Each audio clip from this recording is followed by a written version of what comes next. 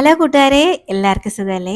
അപ്പോൾ ഇന്ന് വളരെ വെറൈറ്റി ആയിട്ടുള്ള ഒരു റൈസിൻ്റെ റെസിപ്പിയാണ് കേട്ടോ കാണിക്കുന്നത്. പനീറും മുട്ടയൊക്കെ ചേർത്ത് ഉണ്ടാക്കുന്ന പെട്ടെന്ന് ഒരു 10 മിനിറ്റിലൊക്കെ ഉണ്ടാക്കിയെടുക്കാൻ പറ്റുന്ന നല്ല ടേസ്റ്റി ആയിട്ടുള്ള നല്ല ഹെൽത്തി ആയിട്ടുള്ള ഒരു ഐറ്റമാണ്. കുട്ടികൾക്കൊക്കെ ലഞ്ച് ബോക്സിലൊക്കെ കൊടുത്തിടാൻ പറ്റിയ ഒരു ഐറ്റമാണ്. അപ്പോൾ ഇതെങ്ങനെ ഉണ്ടാക്കുന്നതെന്ന് കണ്ടു നോക്കാം. അതിനു മുന്നേ ചാനൽ ഇതുവരെ സബ്സ്ക്രൈബ് ചെയ്യാതെ ആരെങ്കിലും കാണുന്നുണ്ടെങ്കിലേ പ്ലീസും സബ്സ്ക്രൈബ് ചെയ്ത് സപ്പോർട്ടോടെ ചെയ്തേക്കണേ. ഇത് ഉണ്ടാക്കിയെടുക്കാൻ വേണ്ടിയിട്ട് ഞാനൊരു പാനൊന്ന് അടുപ്പത്തേക്ക് വെച്ചിട്ടുണ്ട്. അതിലേക്ക് ഞാൻ ബട്ടറാണ് കേട്ടോ ചേർത്ത് കൊടുക്കുന്നത്. അപ്പോഴേ എൻ്റെ കയ്യിൽ ബട്ടർ ഉള്ളതുകൊണ്ട് ചേർത്തതാണ്. പിന്നെ ബട്ടറിൽ ചെയ്യുമ്പോൾ ഒരു പ്രത്യേക ടേസ്റ്റുമാണ്. അപ്പോൾ നിങ്ങളുടെ കയ്യിൽ നെയ്യ് ഉണ്ടെങ്കിൽ അത് ചേർക്കാം. നെയ്യ് ഇല്ലെങ്കിൽ ഇനിയിപ്പോൾ ഓയിലിൽ ചെയ്യണമെങ്കിൽ അങ്ങനെയും ചെയ്യാം. അങ്ങനെ ഇന്നത് വേണമെന്നൊന്നും ഇല്ല, ഇഷ്ടമുള്ളത് ഒഴിക്കാം കേട്ടോ. അപ്പം ഈ ബട്ടർ ഒന്ന് മെൽറ്റായി വരട്ടെ. ബട്ടർ ഇതുപോലെ ഒന്ന് മെൽറ്റായി വരുമ്പോഴേക്കും ഇനി ഇതിലേക്ക് ഒരു സവാള ഒന്ന് പൊടിയായിട്ട് അരിഞ്ഞതാണ് കേട്ടോ ചേർത്ത് കൊടുക്കുന്നത്. സവാള ഇതുപോലെ ചെറുതായിട്ട് ഒന്ന് അരിഞ്ഞ് തന്നെ ചേർത്ത് കഴിഞ്ഞാൽ നല്ല ടേസ്റ്റ് ആയിരിക്കും കേട്ടോ ഇതിന്.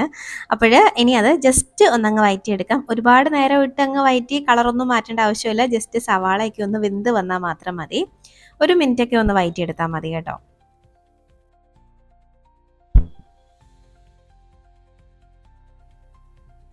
ഇപ്പോൾ ദാണ്ടെ സവാളയൊക്കെ ഒന്ന് ട്രാൻസ്പെറൻ്റ് ആയിട്ട് വന്നിട്ടുണ്ട്. അപ്പോൾ ഇതുവരെ ഒന്ന് വഴറ്റിയെടുത്താൽ മതിയാവും. ഇനി ഇതിലേക്ക് 1 ടീസ്പൂണോളം ഇഞ്ചിയും വെളുത്തുള്ളി പേസ്റ്റ് ചേർത്ത് കൊടുക്കുന്നുണ്ട്. അപ്പോൾ അതങ്ങോട്ട് ചേർത്ത് കൊടുക്കാം. അപ്പോൾ നിങ്ങൾക്ക് ഇഞ്ചി വെളുത്തുള്ളി പേസ്റ്റിന് പകരം ഇഞ്ചി വെളുത്തുള്ളി ചതച്ചത് വേണമെങ്കിലും ചേർത്ത് കൊടുക്കാം. അതൊന്നും ഒരു പ്രശ്നമല്ല. ഇനി നമുക്ക് ജസ്റ്റ് വീണ്ടും ഒന്നും കൂടെ അങ്ങ് വഴറ്റിയെടുക്കാം. ആ ഇഞ്ചി വെളുത്തുള്ളിൻ്റെയൊക്കെ ആ പച്ചമണമൊക്കെ ഒന്ന് മാറി വരുന്നവരെയും ജസ്റ്റ് ഒന്നങ്ങ് വഴറ്റി കൊടുക്കാം.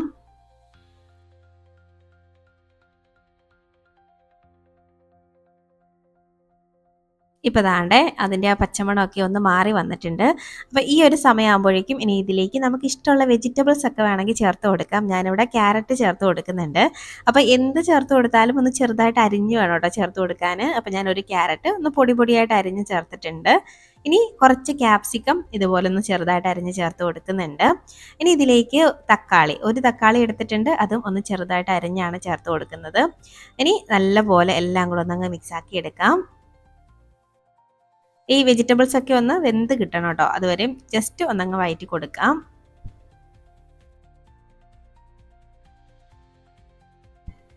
ക്യാരറ്റും ഒക്കെ പെട്ടെന്ന് വെന്ത് കിട്ടും. അധികം വേവുള്ള ഐറ്റംസ് ഒന്നും അല്ല. അപ്പോൾ അതാണ്ട് ഞാനിങ്ങനെ ഒന്ന് മിക്സാക്കി എടുത്തിട്ടുണ്ട്. ഇനി ഇതുപോലെ ഒന്ന് മിക്സാക്കി എടുത്തതിന് ശേഷം ഇനി ഇതിലേക്ക് ഞാൻ ചേർത്ത് കൊടുക്കുന്നത് പനീറാണ് കേട്ടോ. അപ്പോൾ പനീർ വെച്ച് ഉണ്ടാക്കാൻ പറ്റുന്നതിൽ നല്ല ടേസ്റ്റി ആയിട്ടുള്ളൊരു റൈസാണിത്. അപ്പം പനീർ അങ്ങോട്ട് ചേർത്ത് കൊടുക്കാം. പനീർ ചേർക്കുന്നതിന് അങ്ങനെ കണക്കൊന്നുമില്ല കേട്ടോ. അത് നിങ്ങളുടെ ഇഷ്ടത്തിന് കണക്കിനനുസരിച്ച് അങ്ങ് ചേർത്താൽ മതി. അപ്പോൾ ഞാൻ ഇത് പുറത്തെടുത്ത് വെച്ചിട്ട് കുറച്ച് സമയമായിട്ടുള്ളായിരുന്നു. അതുകൊണ്ടാണ് ഈ ഒരു പുകയൊക്കെ കണ്ടത് കേട്ടോ. അപ്പോൾ ഇതുപോലെ ജസ്റ്റ് ഒന്നങ്ങ് വഴറ്റി കൊടുക്കാം. പനീറൊക്കെ പെട്ടെന്ന് വെന്ത് കിട്ടും. ഇങ്ങനെ ഒരുപാട് സമയമായിട്ട് വഴറ്റിയെടുക്കേണ്ട ആവശ്യമൊന്നുമില്ല. പെട്ടെന്ന് തന്നെ ഇതൊന്ന് ആയി കിട്ടും. വളരെ വെപ്രാളത്തിലൊക്കെ രാവിലെ ജോലിക്കൊക്കെ പോകാൻ നേരത്ത് ലഞ്ചൊക്കെ പ്രിപ്പയർ ചെയ്യുമ്പോഴൊക്കെ ഇങ്ങനെയൊക്കെ നമുക്ക് ഉണ്ടാക്കിയെടുത്ത് കഴിഞ്ഞാൽ പെട്ടെന്ന് പണി കഴിയും കേട്ടോ. അതുപോലെ കുട്ടികൾക്കൊക്കെ പെട്ടെന്ന് ലഞ്ച് റെഡിയാക്കണമെങ്കിലും ഇങ്ങനെയൊക്കെ ഉണ്ടാക്കിയാൽ മതി. ഇടയ്ക്കൊക്കെ നല്ല ടേസ്റ്റിയാണ്, നല്ല ഹെൽത്തിയുമാണ്. അപ്പോൾ ഞാൻ ഇതൊന്ന് അടച്ച് വെച്ചിട്ട് ഒരു 5 മിനിറ്റ് ഒന്ന് കുക്ക് ചെയ്തെടുക്കുന്നുണ്ട്. ഒരു 5 മിനിറ്റ് കഴിഞ്ഞിട്ടുണ്ട്. നമ്മുടെ വെജിറ്റബിൾസൊക്കെ നന്നായിട്ട് വെന്തിട്ടുണ്ട്. പനീറും നന്നായിട്ട് വെന്ത് കിട്ടിയിട്ടുണ്ട്. അപ്പോൾ ജസ്റ്റ് ഒരു 5 മിനിറ്റ് ഒന്ന് അടച്ച് വെച്ചാൽ മതി. ഒരു ലോ ഫ്ലെയിമിൽ ഇട്ട് കൊടുത്താൽ മതി. ഇനി നമുക്ക് ജസ്റ്റ് ഒന്ന് വഴറ്റി ഇതൊരു സൈഡിലോട്ടൊന്ന് മാറ്റി വെക്കാം. അപ്പോൾ നിങ്ങൾക്ക് ഇതിലേക്ക് മുട്ട ചേർക്കാതെ ഉണ്ടാക്കാം. ഞാൻ കുറച്ച് മുട്ടയും കൂടെ ചേർത്താണ് ഇത് ഉണ്ടാക്കുന്നത്. അപ്പോഴേക്കും കുറച്ചും കൂടി ടേസ്റ്റാണ്. അപ്പം അല്ലാതെ തന്നെ റൈസ് ഇട്ട് മിക്സാക്കി എടുക്കാം. അപ്പം ഒരു സൈഡിലോട്ട് ഞാൻ ഇതങ്ങോട്ട് ഒതുക്കി വെച്ചിട്ട് 2 മുട്ട പൊട്ടിച്ചൊഴിക്കുന്നുണ്ട്. ഇനി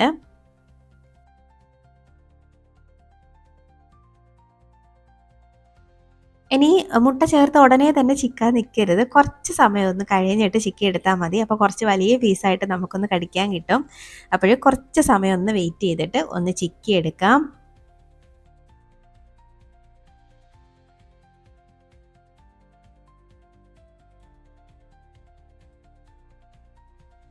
അപ്പോൾ ദാണ്ടെ ഇതുപോലെ നന്നായിട്ട് ഒന്നങ്ങ് മിക്സാക്കി ഇനി എല്ലാം കൂടെ ഒന്ന് യോജിപ്പിച്ച് എല്ലാം കൂടെ മിക്സാക്കിയ മുട്ടയൊക്കെ നല്ലപോലെ വെന്ത് വരുന്നവരെ ഒന്നങ്ങ് ചിക്കി വേവിച്ചെടുക്കാം.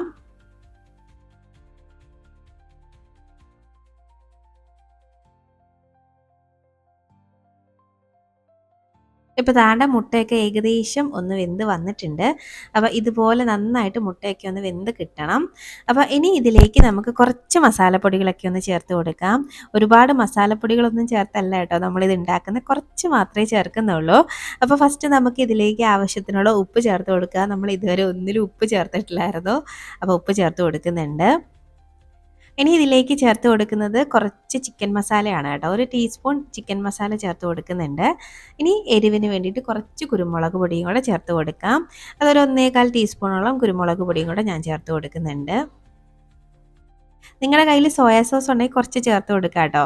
പക്ഷേങ്കിൽ ഞാൻ ചേർക്കുന്നില്ല. പിന്നെ സോയാ സോസും കൂടെ ചേർക്കുമ്പോൾ ഒരു ഫ്രൈഡ് റൈസിൻ്റെ ഒരു ടേസ്റ്റൊക്കെ കിട്ടും. അപ്പോൾ ഞാനത് ചേർക്കുന്നില്ല. ഇതുപോലെ ജസ്റ്റ് ഒന്നങ്ങ് മിക്സാക്കി എടുക്കുന്നുണ്ട്.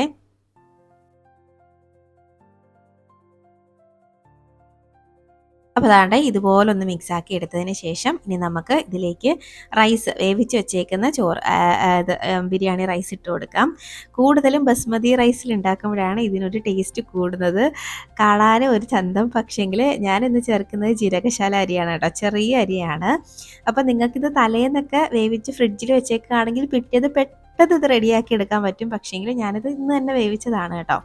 ഇനി നമുക്ക് റൈസും ചേർത്ത് നല്ലപോലെ ഒന്ന് മിക്സാക്കി എടുത്തു കഴിഞ്ഞാൽ നമ്മൾ ടേസ്റ്റി ആയിട്ടുള്ളൊരു വെറൈറ്റി റൈസാണ് കേട്ടോ. നല്ല അടിപൊളി ഒരു പനീർ എഗ് റൈസ് റെഡിയാവും. അപ്പോൾ അതാണ് നന്നായിട്ട് ഞാനൊന്ന് മിക്സാക്കി എടുത്തിട്ടുണ്ട്.